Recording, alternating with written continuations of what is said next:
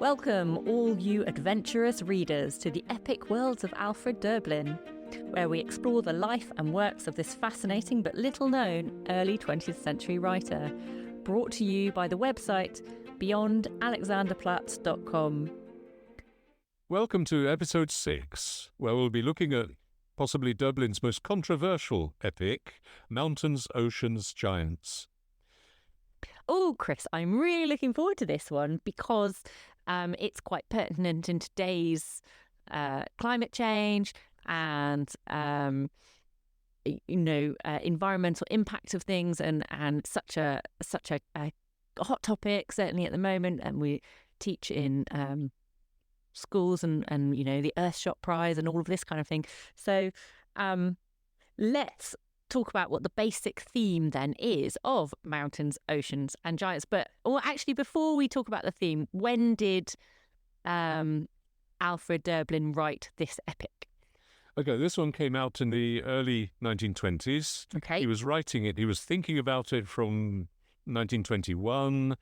He was doing the research and the writing very intensively during around 1922. It was published in 1924. But you mentioned the environmental and the climate aspects of it.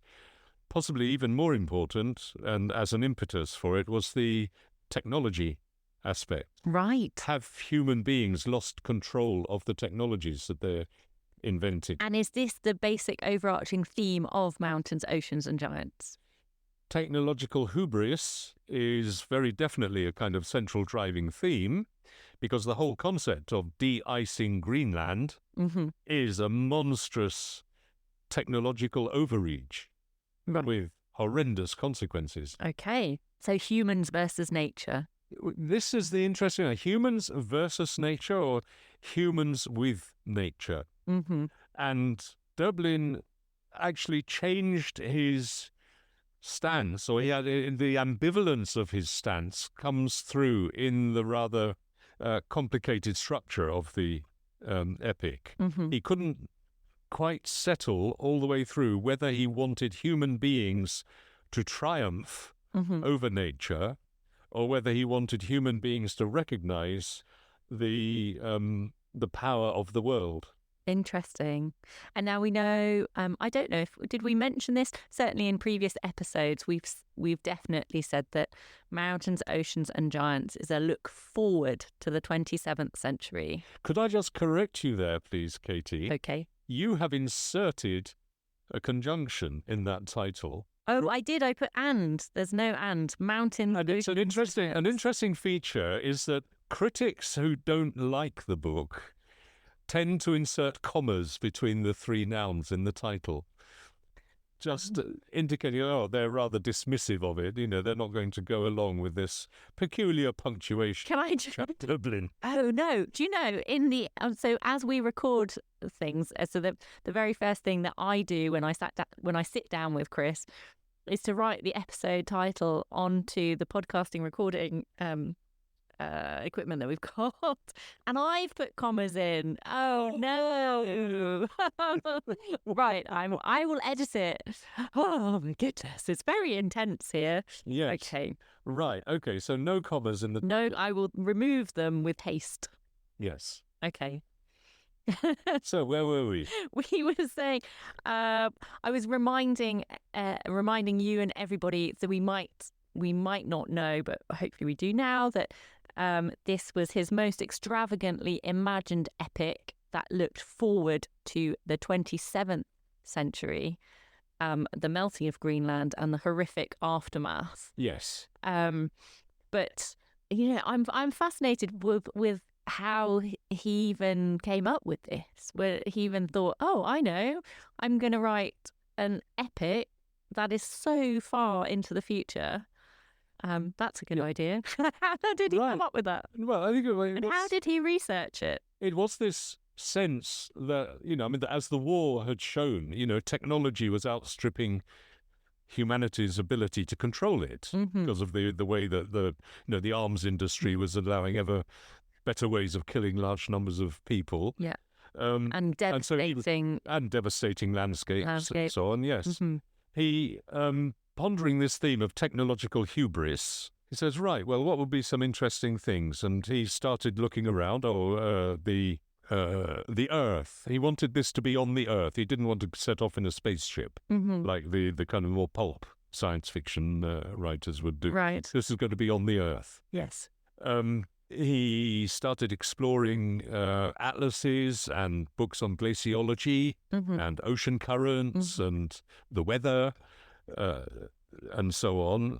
And the very first episode he wrote comes quite late in the book, actually. It's where, right at the beginning, when the fleets are starting to set sail towards Iceland to capture the heat from the Icelandic volcanoes, the captain of part of the one flotilla within this fleet decides he's going to head off and he's just going to set up on his own and not take part in this mad venture. Interesting. And he has a technology which basically excavates a hole in the sea and enables his vessels to sink down onto the bottom of the sea, where they're going to be safe from the town zones and the mad politicians in the town zones. Oh, okay. But this technology to stop the water coming in and flooding them is a fairly horrendous technology, of course. Right. But that was the very first episode he wrote, and then it sort of grew into this very well imagined and very, very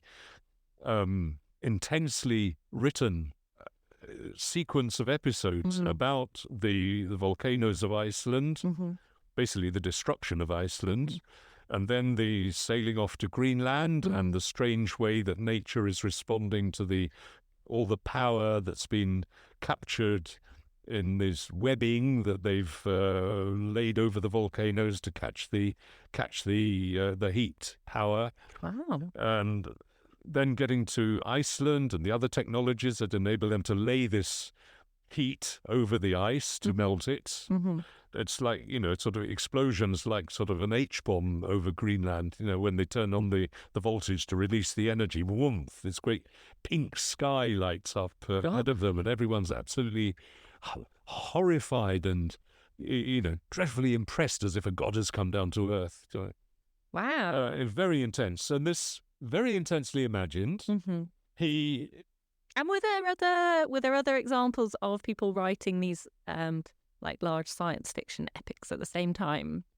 Yes, European literature in between the two big wars produced quite a few. There's Zamyatin in Russia with his book We, where everyone lives in a glass house. And you had H.G. Wells, The Shape of Things to Come, and then Aldous Huxley, of course, Brave New World.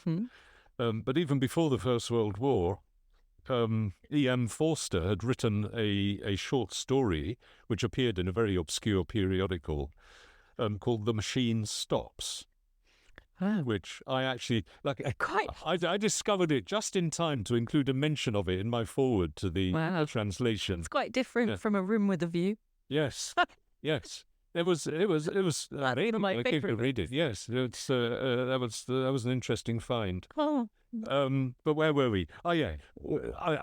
But the intensity of that writing almost led Döblin to have a nervous breakdown. Right. He actually shut his medical practice for a month during the writing of Mountain Ocean Giant. He closed his practice for a month to do some intense writing, and then later that year he actually moved out from the family for 3 months to a leafy suburb on the other side of Berlin, so that he could be utterly dedicated to getting all these ideas down into paper, but a very, very intense period of writing. That's really interesting. Yeah. And so had his stomach issues stopped? Still... I'm not sure if he had sort of recurrent problems. Was he in good health when he moved out for the 3 months? I think pretty much, yes. But he became terribly overwrought in writing this. And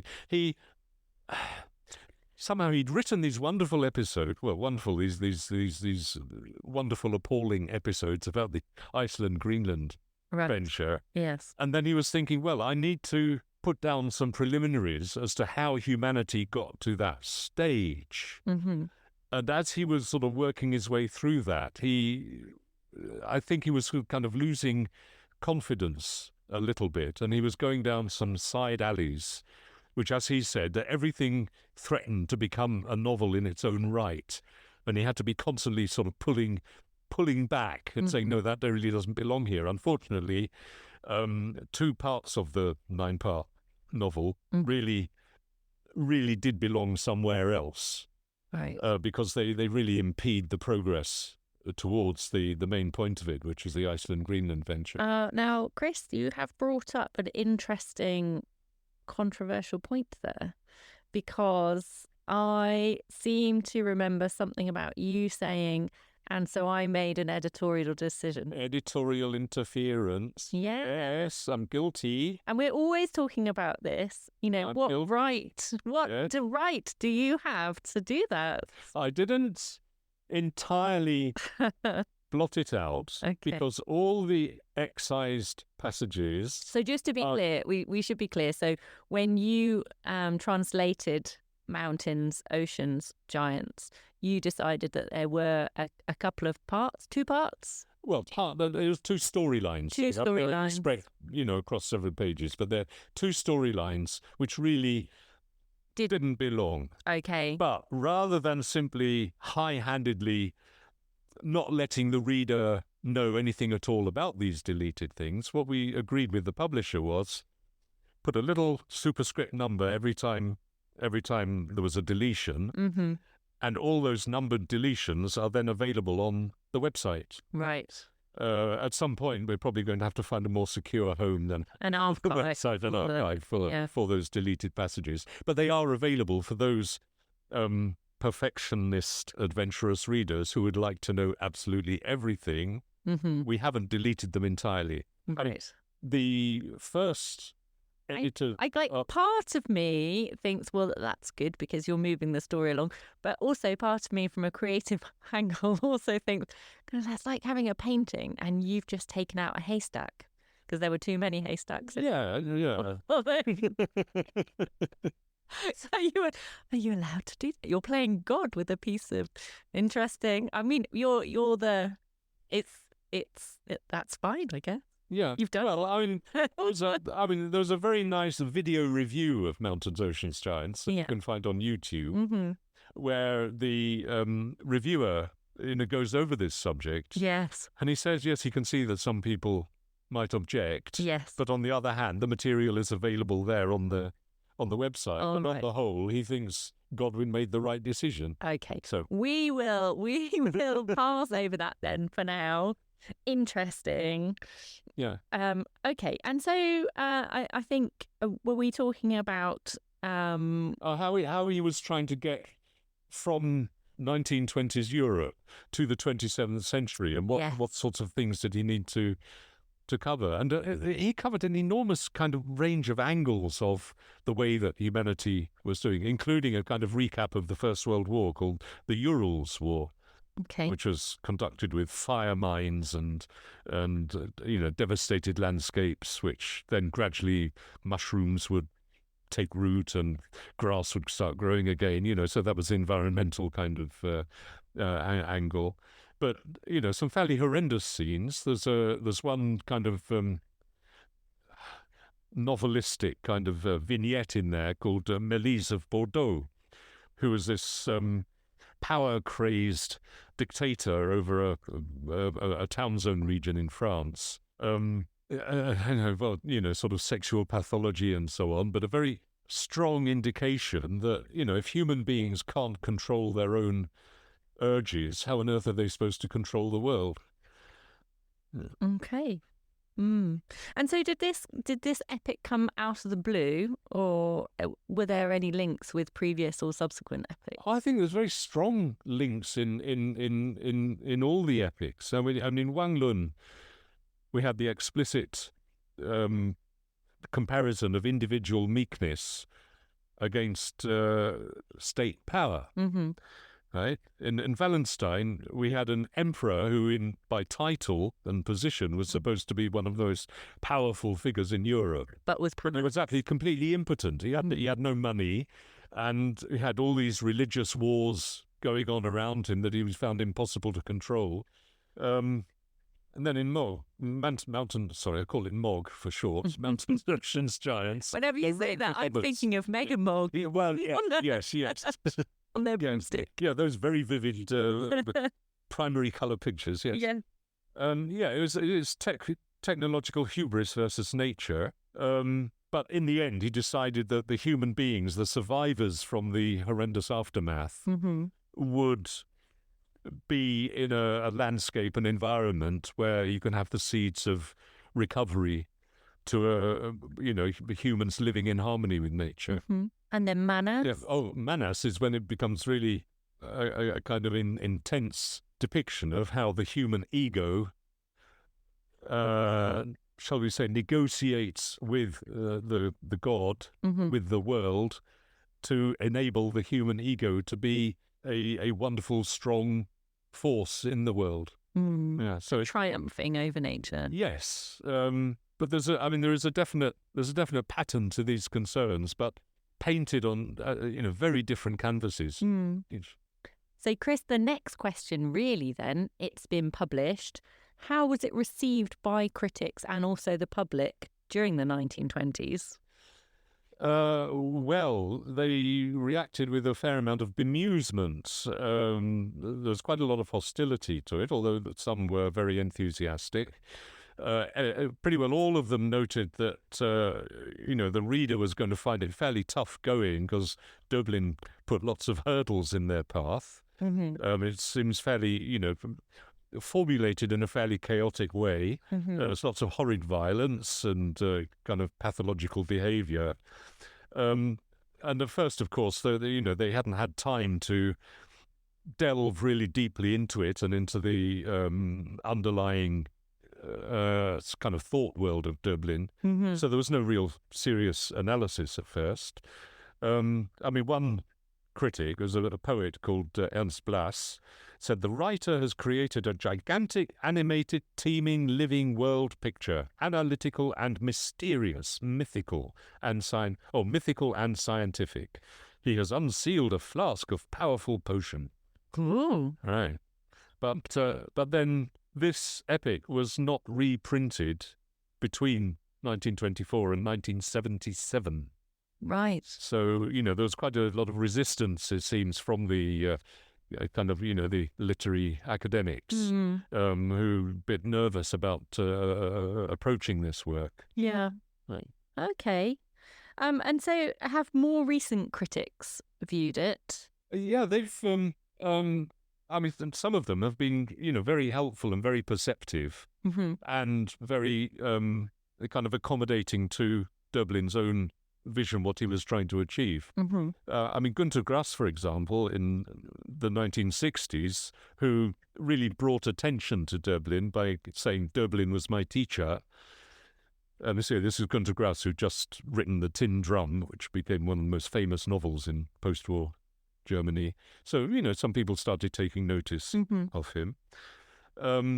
Later on, Grass did a sort of a world tour and found that an awful lot of the ideas in Mountains, Oceans, Giants were kind of visible in bits of the world that he could see in some third world there in Thailand, in Africa, or in big cities and so on. He could see, he was reflecting on passages in Mountains, Oceans, Giants that seemed to fit this scene that he was seeing here. Right. In the 1970s, we then had W.G. Sebold's PhD thesis at the University of East Anglia, where he was very hostile to what he saw as Döblin's kind of wallowing in nasty violence and so on. And he then published that thesis in German in a few years later on and caused quite a controversy. I don't like saying anything against W.G. Sebold because he was kind enough to write something nice about Wang Lun when a publisher was wondering whether or not he should publish it. And Sebold said, yeah, no, the translation is really good. And so the publisher then decided not to go ahead with it. Okay. But anyway, I think Sebold is wrong in his attitude to Döblin's what he saw as irrationality, contradictoriness, ambivalence, failing to sort of put his position down in any particular spot. Well, everyone has to have a topic for a thesis. So. Oh, sure, yeah, but I mean, in Siebel's case, I mean, there were lots of issues in his life and his attitude to Germany, where he'd grown up before he came to England, and he was working through some issues in his own becoming, shall we say? But I mean, we can't really comment on other. No, but I mean, the scholar who produced the most sort of fair-minded assessment on it, I think, with Helmut Kiesel in the 1980s, who pointed to the extraordinary power of the ideological critique that arises from Alfred Döblin's ambivalence, because he's got this great tension between his two kind of opposing views. Is it humans over nature or humans with nature? Is producing a force field of great power. Interesting. Oh, okay. So it's always such big themes, big topics are always going to cause a bit like Marmite, strong flavour, love it or hate it, kind of. Yeah. Okay. Was there anything else that we wanted? I just think I'd point out that you criticised my editorial interference. Can I mention where I forbore from exercising some? Well, I didn't necessarily criticise. No, well, but I highlighted it and said. But is it ethical? I did point out that I was strongly tempted to reorder the parts of the epi. So I see. Start with Iceland and Greenland. Yes. We would then go back to a prelude, which takes it from the 1920s up to that 27th century. Yes. And then we'd have the aftermath. I think that would have been a much more sensible presentation of this very complicated story. And it would mean that readers would be faced with the full power of this incredibly imaginative and strongly written Iceland-Greenland venture right for the start. Whereas a lot of people, I think, would have agreed with Thomas Mann quite early on there. Oh dear, I picked up this book, but I don't think I can finish it. And get to the end before they get to the good bits. Oh, okay. Oh, interesting. All right, okie dokie. Thank you, Chris. Are we doing a reading today? Yes. I thought just to bring home to listeners who are sort of fresh to Döblin, just what his powers of imagination can do.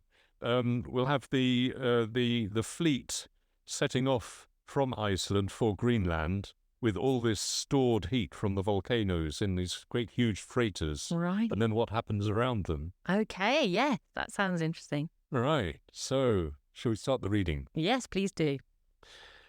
And suddenly they all became aware of the tourmaline vessels, the floating cargo that had come among them. The bowels of the ships were packed full of webbing charged with heat from the volcanoes, snatched hurriedly from raging, huffing plains of fire. The fleet of tourmaline carriers was named after the volcanoes from which they had drawn their power: broad-shouldered Herðubreið, terrible Döngjang, Katla.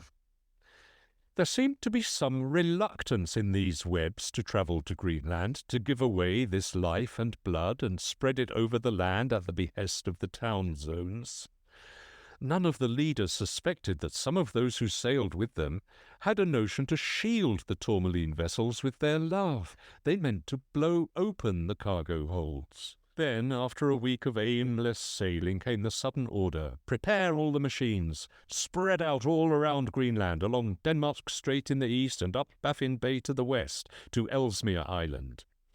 There was a further order: assign a few guard ships to the tourmaline vessels. No one is to approach the great freighters. Those who wished to scuttle the freighters thought at first they'd been caught out, but it was something else that caused these precautions. The hulls, laden with volcanic heat, pressed steadily on through the ocean and began to acquire remarkable company. Not far from Iceland, the crews of escort and guard vessels had noticed great numbers of fish gathering around the fleet. They thought nothing of it. A few days later, they noticed that the fish showed special interest in the tourmaline vessels. Brown seaweed clung to the hulls and resisted the action of waves. When ice floes shaved part of the bow clear, new clumps of seaweed appeared almost at once, as if drawn by magnetic force, seemed almost to spring out of the massive hull. The tourmaline freighters wore the seaweed like trailing beards. The screws shuddered and shook their blades free, but the plants gained entry to the long shaft tunnels, invaded dark, narrow channels deep into the enormous vessels, wound around the heavy, smoothly spinning steel shafts. Men had to go down to the freezing spaces, hack away with hooks and knives the growth that threatened to smother the ships. They hauled heavy streamers up on deck past the astonished crew. These were not gelatinous filaments of the delicate algae that floated in the waves below, dense as meadow grass, colouring the sea olive green. Rather, they were arm-thick shrubbery, many-branched, equipped with sharp teeth inches long. They produced berries big as apples that served as swim bladders. These lifted like heads. Cleaning details set to work on every freighter. They had to push heaps of algae from ladders with brooms, beat them from spars with sticks. Whales swam all around the tourmaline ships, kept the freighters company, broke the surface with a wave-like arcing motion, pushed blindly past the escort ships. They swam with open maw, propelled by rapid strokes of the tail fin. Long, curving, narrow teeth by the hundred, honey yellow in those great jaws. These timid creatures followed the transports with grim determination. When boats from the escort vessels set out with harpoons they had made for sport, the creatures slipped away. But when the boats tried to block them from the freighters, they let rip with angry sweeping tails. During these days, the lighting and communications facilities on the freighters degraded. Engineers understood that the disturbance must lie in the volcano ships themselves. No heat was leaking from the mountains of mineral webbing. People went down into the holds where the webs hung across the whole width. The oily insulation was nowhere defective. Other substances unknown were being radiated. At night the volcano ships glowed dimly, sailed in a haze. Lamps flickered, went out for hours at a time. Then the leaders, uneasy now, ordered an end to aimless cruising. Everything was to be made ready for the assault on Greenland. But the volcano ships, pitching heavily through wastes of ice, were touched by a spell. They seemed to want to sink into the ice. A night of slow sailing was enough to secure the vessels to the sea, as if with hawsers. Scraped off floating, dying seaweed came to life again, put out new stems and leaves. The edges of ice floes were overrun by these algae, which sent long stalks and organs like palm leaves up the sides of the ships, clamped the vessels to the ice. The freighters were freed with fire and explosives. The freighter crews were strangely distracted. Soon it became impossible to draft people onto the tourmaline ships. Within hours they went about in a lethargy, a kind of obsession. Like opium smokers, they sat here, sat there, plodded laboriously about their tasks. Faces became immobile masks, but within they were sweetly moved, gazed through ladders, doors, through walls and decks, up to the sky, saw landscapes of toppling trees, clouds stretching long, warm drops falling on their skin, their lips, they licked, swallowed. A violent, irresistible, libidinous feeling ran through them. Men trembled in a chill of passion. Women shook themselves, went slowly twitching. Every limb was filled with lust. Every movement brought frenzy nearer. They embraced, and when they had mingled their bodies and uncoiled again, they remained unsatisfied. By the end of the second day, people had to be forcibly removed from the freighters. All inessential crew left the volcano ships. The fleets plunged through the ocean towards their designated targets. Now at night you could see with the naked eye what lay inside the great volcano freighters. When the sun went down and lights glimmered from other ships, the tourmaline vessels on which no lamps burned were sheathed in a pale light. A delicate white light shimmered on screws, spars, lines, on encroaching masses of vegetation. In the dark you could see water lit up for many yards around the ships. The personnel transports and escort vessels left an ever-widening gap between them and the floating warehouses. Small teams risked crossing to them for no more than a few hours at a time. Everyone was nervous. They lay around, conscience-stricken. What should be done with the terrible volcano holes dragging along behind, looming like monsters? No one thought now of blowing them up. They begged the leaders to ram the tourmaline freighters onto thick ice and then flee. But what would happen to the webbing? Maybe the energy stores would melt, drift south in the current. The insulation might break down. They might send fearsome beings of fire and radiation against the continents. They must be rid of them, but they can't just run away. On to Greenland. Leaders and crew shuddered at what was to come, how it would unfold. Oh, it's quite bleak, isn't it? I mean, I'm quite into it now. I'd quite like to find out what happens next. Yeah. Interesting. So as you were going along, what they said, the swim. Did you say swim bladders at one point for the? Yeah, for the bulbs. And he likened it to heads.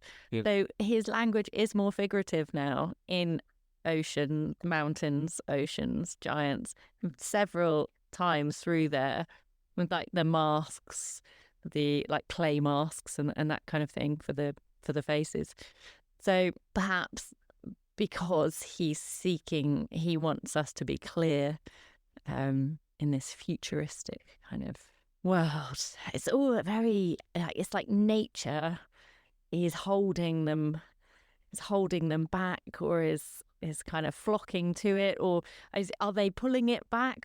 What are they doing? Are they we don't know. You ain't seen nothing yet. Oh, No, I mean those those whole episodes are tremendous feat of imagination. Wow. And they put Jules Verne far in the shade. Oh, so I might have to read this one, Chris.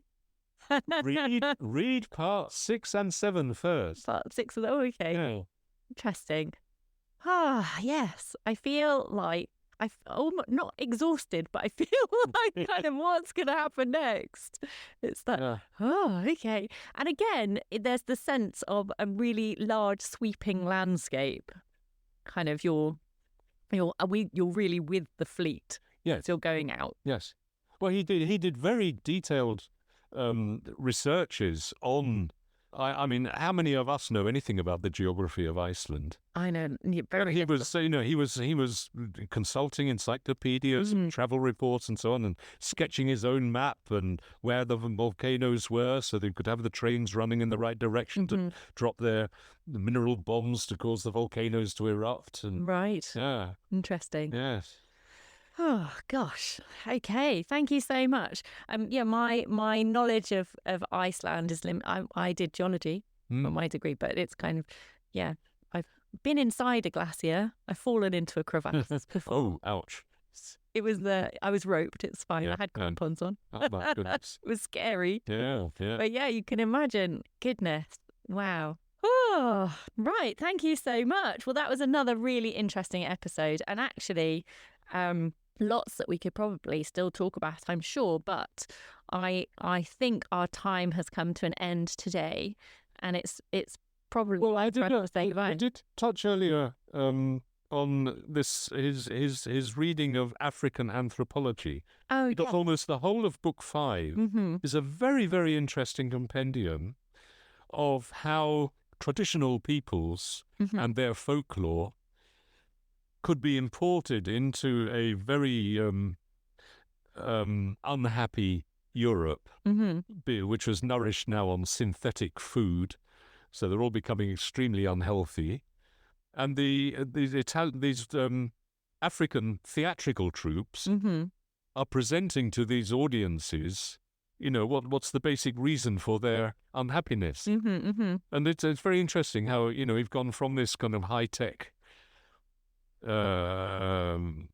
wars and technological hubris back to roots of folklore and kind of human wisdom. Yes, and that's quite comforting, Yeah. isn't it? It's that like the hygge, we want to be embraced by warmth and nature, and we want to feel like cuddled and safe. to relax. We're not quite sure that was the... It's not a comfort blanket, no. No, well, this isn't a comfort blanket. I don't feel comforted listening to that part, the extract. Okie dokie. Well, so that's it for this time, and we'll be back soon with another episode. We will indeed. So it's goodbye from me. And goodbye from me. We hope you've enjoyed this episode of the Epic Worlds of Alfred Döblin. Join us next time to explore more about this fascinating writer's life and works. Meanwhile, visit the website beyond-alexanderplatz.com for posts about Döblin and some of his unjustly neglected contemporaries, as well as downloads of translations. So until next time, happy reading!